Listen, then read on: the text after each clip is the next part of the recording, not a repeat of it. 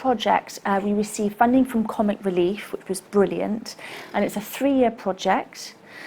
The main aim is for deaf people to speak up, to build their confidence, because historically there have been significant issues with accessing services such as the police, the ambulance, all the different important services that need access for. And it's just to encourage deaf people in this area to really speak up about the issues. So that's the main aim. So for the first year, the main aim of the forums was to have 16 forums, 4 in each of the different locations. So we had 4 locations. That included Barnstaple, Tiverton, Exeter and Torquay. So altogether, we invited different service providers to come and attend these meetings. We're talking about solicitors, police, opticians.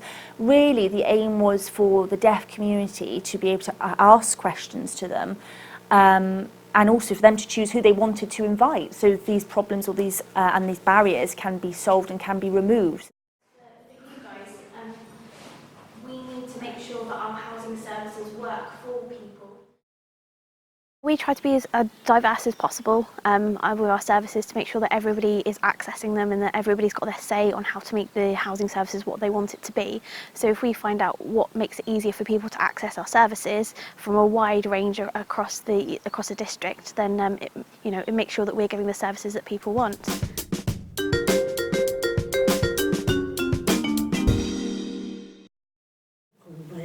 So I always enjoy them, and I always enjoy listening. I try to learn a bit more, it's a little bit, just a bit of a learning experience. Act on it. So essentially, get all that information and make sure what we're doing, what we're doing, and what we should be doing.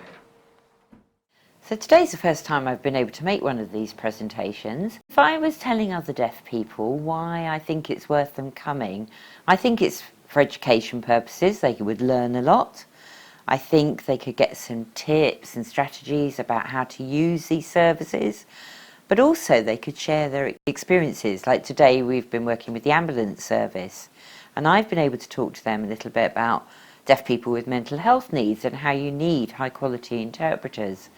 So I think it's worth those people coming along to these meetings so that they can share their experiences direct with those service providers and not having to go via a third party, and that would help them a lot.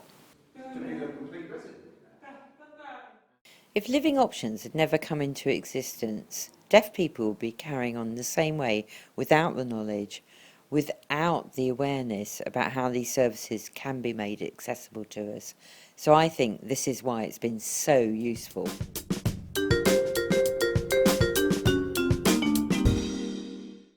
One success story is, in Tiverton, there was a GP surgery, and they've actually decided to buy a mobile so that deaf people can text them for an appointment to avoid having to ring up, or they can text for appointments, for medication, for cancel appointments. That's a real great accessibility change for them, and that was because those service providers attended a forum. It's also to build up the deaf community's confidence in contacting the service providers and being able to speak up, to express their views. So that was the aims of the project, and I feel it's been so successful, and we've got 2 more years to go, so even more progress to be made. Also, there's a strength in numbers by being able to come together in these forums and being able to tell service providers direct what we think and what our views are. It also gives us confidence in being together because we know we share that experience, and that helps them listen to us.